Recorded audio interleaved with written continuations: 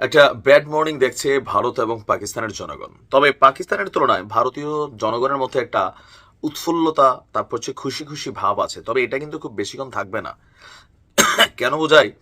সামরিক দিক দিয়ে পাকিস্তান থেকে ভারত একটু উপরে, কিন্তু পাকিস্তান আবার এতটা তলানিতে না। আবার জাতি হিসাবে পাকিস্তান হচ্ছে ঘাড়তারা একটা জাতি। তো তারা কিন্তু যে কোনো সময় যে কোনো সিদ্ধান্ত নিবে। তবে ভারতের টোটাল খুশি খুশি মনটারে একটু খারাপ করে দিছে আমরা যখন তথ্যগুলো দেখলাম যে আন্তর্জাতিক গণমাধ্যমে পাকিস্তানের সেনাবাহিনী যে বক্তব্য দিছে যে ভারতীয় বাহিনীর অন্তত 5টি যুদ্ধ বিমান তারা ভূপতিত করেছে, মানে ধ্বংস করে দিয়েছে। বার্তা সংস্থা রয়টার্সের অনলাইন প্রতিবেদনে এই তথ্য জানানো হয়েছে। আবার আমরা ফেসবুকে দেখি ভারতপন্থী কিছু আমাদের ভাইরা আছেন, তারা লিখতেছেন না না পাকিস্তান এগুলা গুজব ছড়াচ্ছে, এগুলো ফেক ভাই, এগুলা রয়টার্সের খবর, আপনি একটু দেখতে হবে। হ্যাঁ, পাকিস্তানের সামরিক বাহিনীর মুখপাত্র বার্তা সংস্থা রয়টার্সকে বলছে ভারতের যুদ্ধ বিমানগুলো পাকিস্তানের আকাশ সীমায় প্রবেশ করার পর পাকিস্তানের আকাশ নিরাপত্তা ব্যবস্থার মাধ্যমে এগুলোকে উড়িয়ে দেওয়া হয়েছে। তবে এ নিয়ে এখন পর্যন্ত কোনো রকম মন্তব্য করেনি ভারত।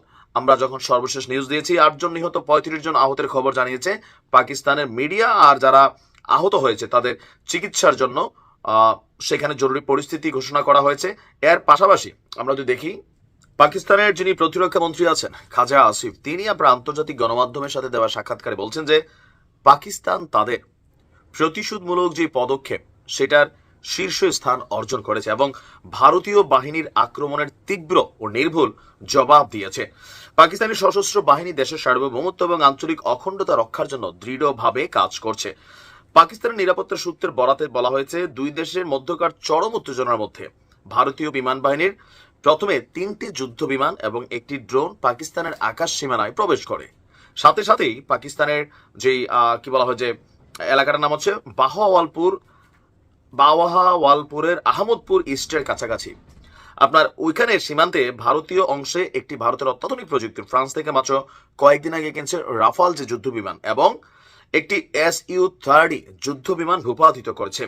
এদিকে ভারত নিয়ন্ত্রিত কাশ্মীরের পুলওয়ামা জেলার আওয়ান্তিপুরার দক্ষিণ পশ্চিমে ভারতের আরেকটি অত্যাধুনিক প্রযুক্তির রাফাল যুদ্ধ বিমানকে ভূপাতিত করা হয়েছে।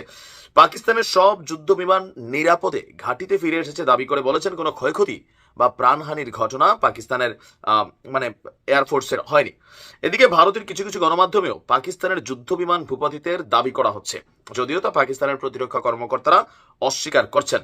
তবে বিমান ভূপাতিতের দাবি পাল্টা দাবির বিষয়ে ভারতীয় কর্তৃপক্ষ এখনো ওইভাবে জবাব দেয়নি।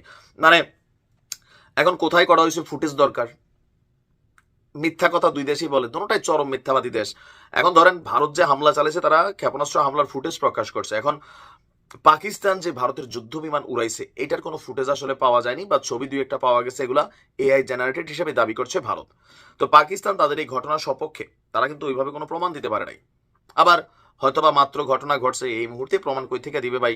দিনের আলোতে আমরা যখন নিউজগুলো করছি হয়তো ইতিমধ্যে আপনারা অনেক ছবি টবি দেখতে পাচ্ছেন, বাট আমি যখন নিউজটা রেকর্ড করছি তখন আর্লি মর্নিং মাত্র কিছুক্ষণ হয়েছে এই ঘটনাগুলোর আমরা গণমাধ্যমে ইন্টারন্যাশনাল মিডিয়াতে পাওয়া শুরু করেছি। তবে যুদ্ধ কখনোই শান্তি বয়ে আনবে না। অতি উৎসাহী যারা ফেসবুকে অনলাইনে যুদ্ধ করতেছেন বাংলাদেশ, আমার বাঙালি ভাইরা পাকিস্তানের হইয়া, তারপর হচ্ছেন যে ভারতের হইয়া আরেকটা কাজ করতে পারেন, আপনারাও বাংলাদেশে কোনো একটা জায়গায় ডাক দিয়ে নিজেরা নিজেরা যুদ্ধে লাগে যে পাকিস্তান বনাম ভারত, আর আমরা বাংলাদেশে তারা দেখলাম, ক্লান্ত হলে পানি টানি দিলাম। কারণ আপনারা অনেকে আছেন বাংলাদেশের ভিতরে বসে পাকিস্তানের পারপাস সার্ভ করার জন্য রেডি, আর কেউ ভারতের পারপাস সার্ভ করার জন্য রেডি। তা আপনাদেরকে তো পাকিস্তান আর ভারত ঢুকতে দিবে না। বাংলাদেশের কোথাও পদ্মার চরে আরিয়াল খা বিলে নামাই দিলাম আমরা। হ্যাঁ, তারপর আমরা দেখলাম কি করেন আপনারা, টেডা বললাম নিয়া, নাকি ফেসবুকে খালি যুদ্ধ করেন। রাগ হইছেন? আসলে এটাই হবে। ভালো থাকুন।